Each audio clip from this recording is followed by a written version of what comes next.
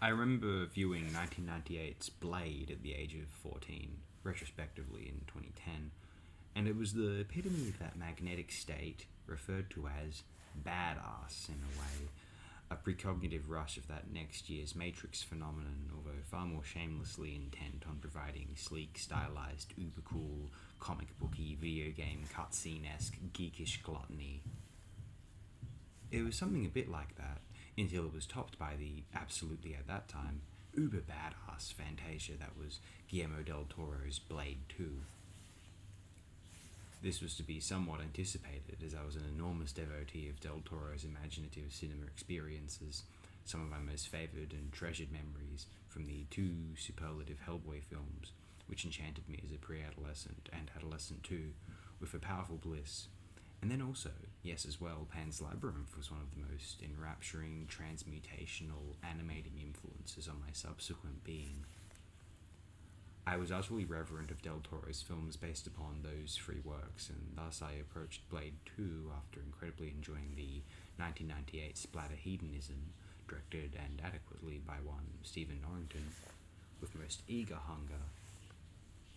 I recall I thought Blade 2 was rather sensational, bursting with satiating, indulgent style over substance, although certain substance submerged, impassioned action wank, one of the most enthusiastically and truly gloriously badass films that I had ever viewed, I once considered.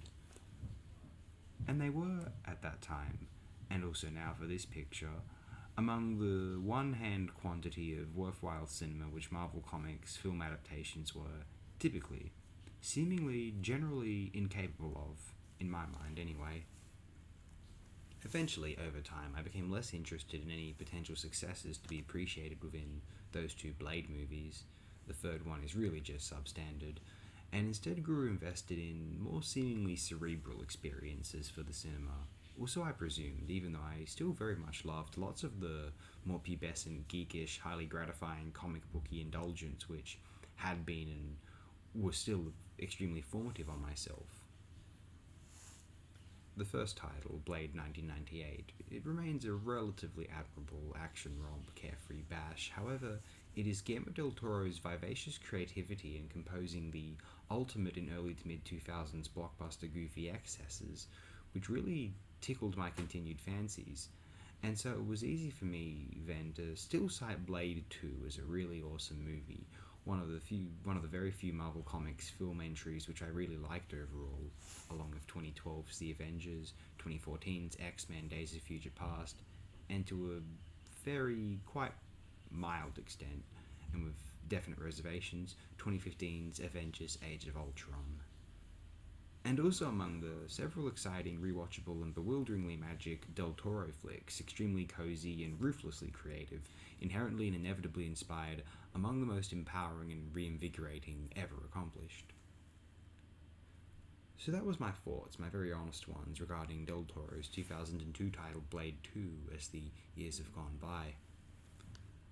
Now, how do I feel about Blade 2 having just sat down with it again in the year 2022 at this older age, unashamed to still admit a love for what Blade 2 is vaguely adjacent to, certainly insofar as that entails Guillermo del Toro and his imaginative inspirations? What do I feel, I so wonder? It's still a ton of fun, about as good as this film, considering everything it is and everything its producers wanted it to be, could ever possibly be.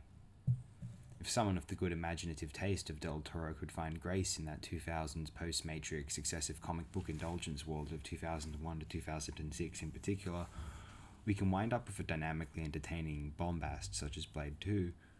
Not an outstanding film, although utterly honest, passionate and proud, highly interested in doing what is expected of it and in pleasing everyone who specifically chooses to watch it.